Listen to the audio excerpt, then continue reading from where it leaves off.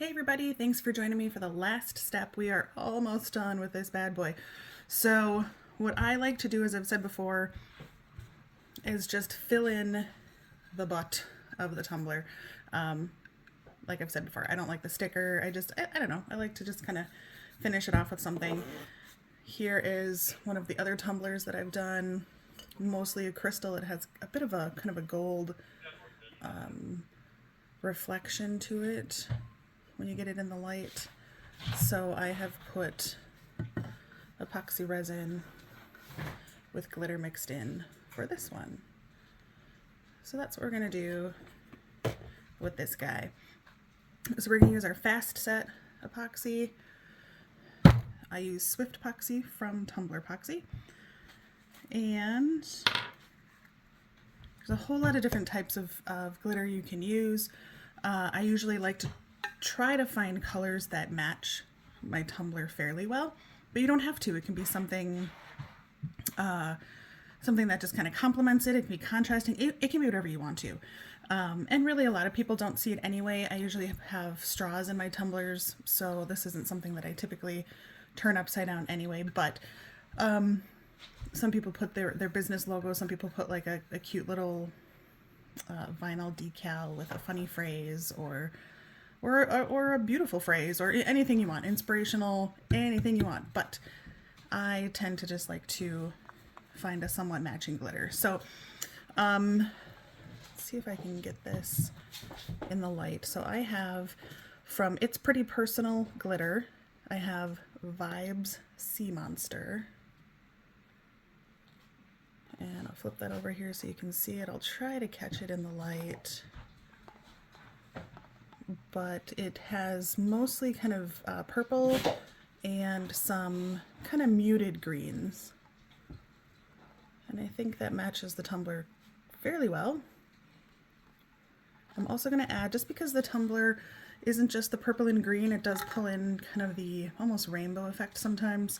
I'm just going to add a tiny bit, same company, It's Pretty Personal Vibes Micro Fruity Pebbles. So this has more of a black to it base, but it has a little pink, a little yellow. So I'm just going to add just a titch of this.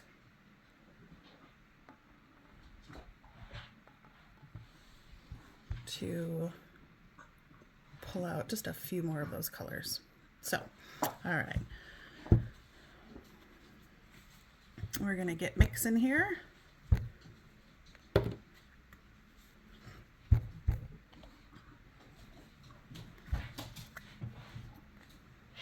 I'm going to put my epoxy up on kind of a shelf, so you're not going to be able to see it, but I really want it eye level because I only mix up about 5 cc's, and that is a very difficult amount to try to get.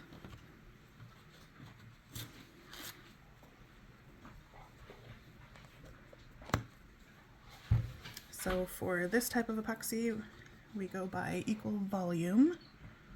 I'm going to do 2.5 of A and 2.5 of B.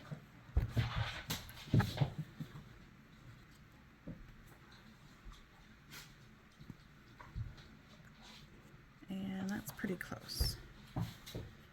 When you do your smaller volumes like this, like 5 cc's total, it's very important that you get pretty close measurements. So I'm going to stir this up for 5 minutes. Please excuse the noise of my dogs in the background. They are all wrestling, and of course they have to do it right next to me, because why not? So I'm going to try to keep the bubbles out of this for the most part, but once we add glitter, that alone kind of adds a lot of bubbles. So I will see you in about 5 minutes when this is done stirring.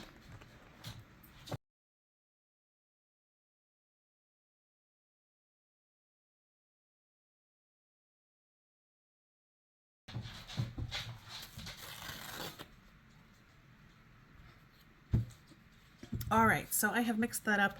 It's pretty hard with these small volumes to not incorporate some bubbles, but the Tumblerpoxy brand is pretty good at kind of mitigating its own bubbles. They tend to come to the surface pretty rarely.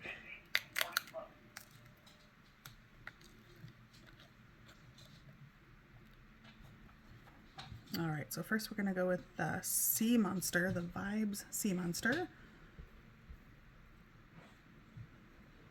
Let's see how that goes.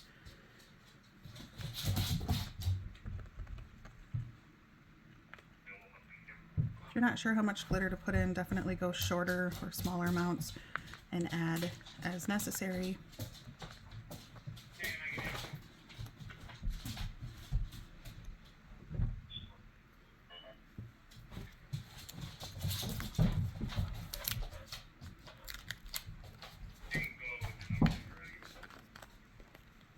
All right, here is the Vibes Micro Fruity Pebbles.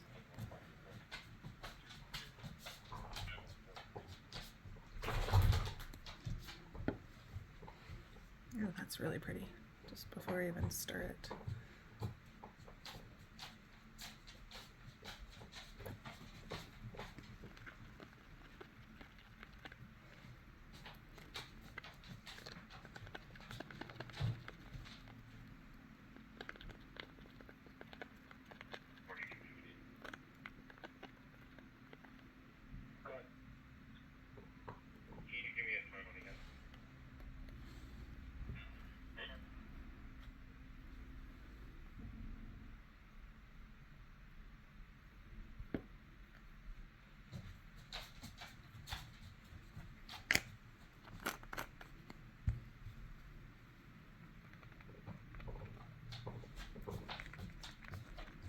So for this we want the epoxy fairly saturated with glitter.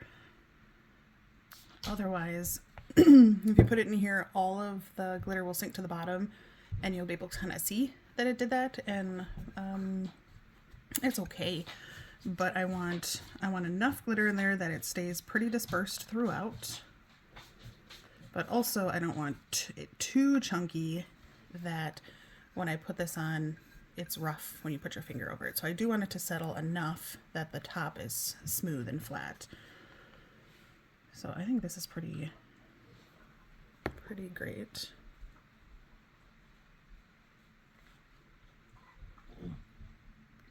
All right, so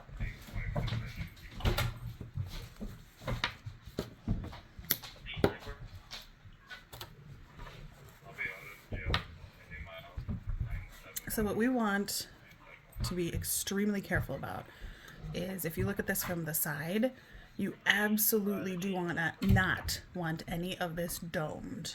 You do not want the meniscus to form on top. You want this to be extremely flat.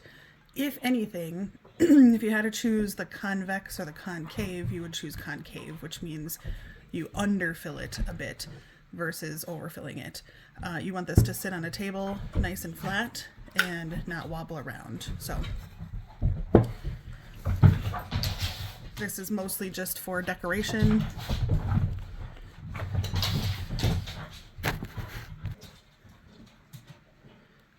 This is just for decoration. This isn't really protecting anything or serving a purpose other than just kind of looking cool on the bottom. So what I usually do first is I pour a gob into the middle. That might not be enough. And then what I do is I slowly turn this, and when it gets to the edge where I want it, I'm going to spin it or rotate it. I want it to, if possible, naturally fall into that little lip on the edge. And we can go back around and do it if we need to. We can push it around with the tool.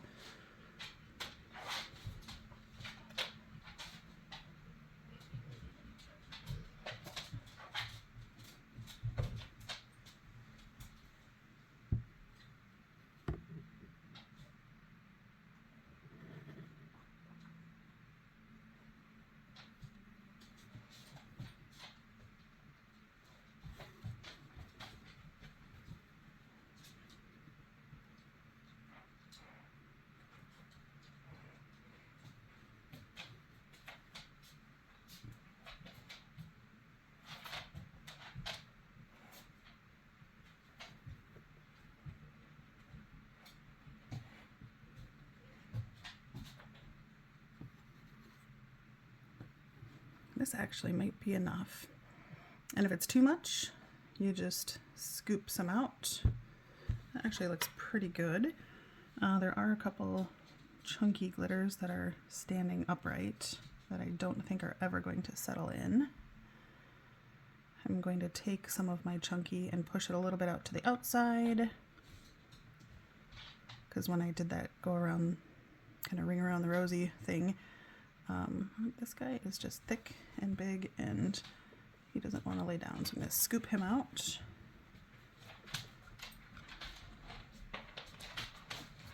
But a lot of my finer glitter went around the outside and the chunky stuff kind of stayed on the inside. So I'm just trying to disperse a little bit of the chunky so it's a little more uniform.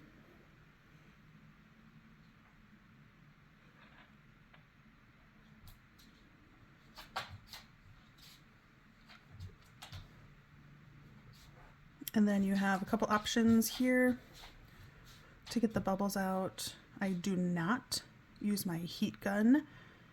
That blows air, and I don't want any of this to blow. It's so easy, especially if it gets a little warm, it's easy to blow into this ring around it where we don't want any of the epoxy. So I would not recommend using like a blowing heat gun. So the two options that I would pick from are either a torch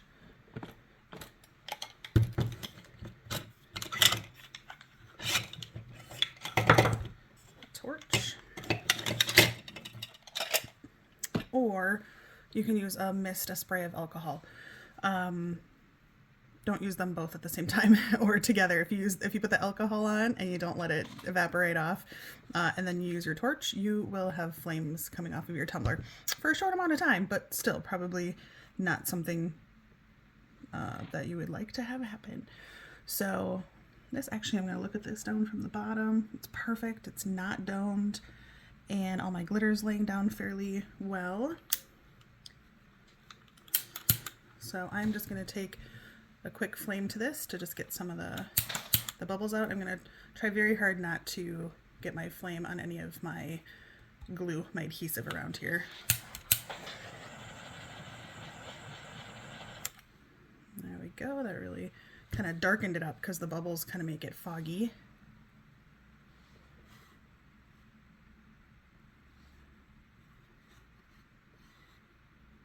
Something too, when this is curing, you want to make absolutely sure that this is on a flat surface, or you can probably guess it will not cure flat, and one of your edges might be kind of bubbled up, and again, that's not laying very flat. So kind of keep an eye on it for a little while. Oops. That was smart. There we go. Keep an eye on it for a while, just a little while, to make sure everything's not migrating to one side or the other.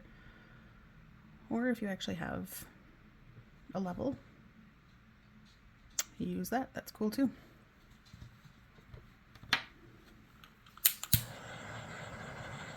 I'm going to come through just a couple times. I'm going to let this sit for maybe 10 minutes or so. Use my torch one more time and just make sure. So if any other bubbles are coming towards the surface, I can hit those as well. This is a fast cure though, so I'm not going to be able to do that for too long, or it's going to be too cured to even matter. So, oops, I see. I'm going to take this and see if you can see it.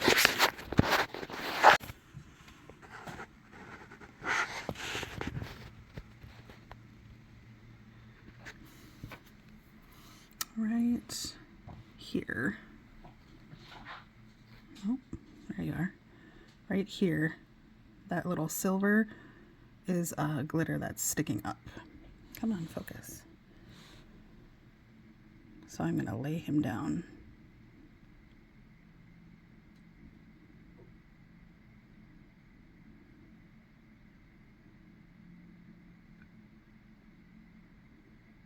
That's the kind of stuff you want to watch for.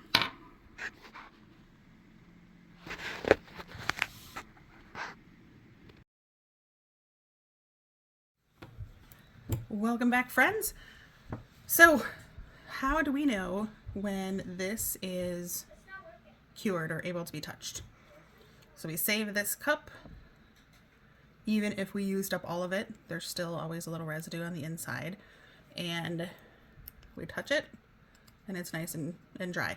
If I touch the edges, it's slightly tacky, but extremely thin layers of resin actually don't cure as quickly as the hard ones. So when it's generating heat, when it is curing, that's what helps it cure faster.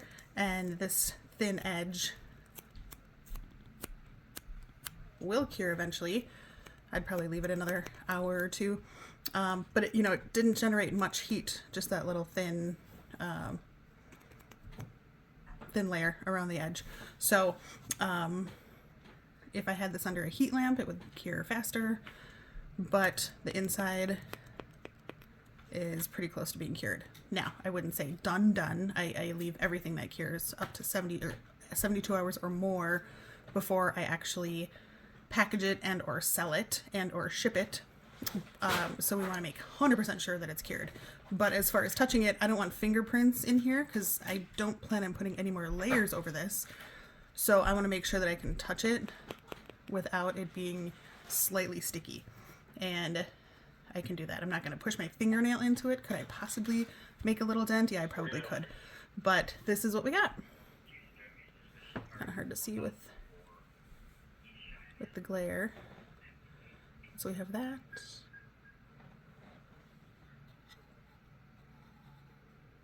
I'll try to catch a sunny day, but again, it's winter in Wisconsin. Those are pretty hard to come by, so hopefully we can get one of those.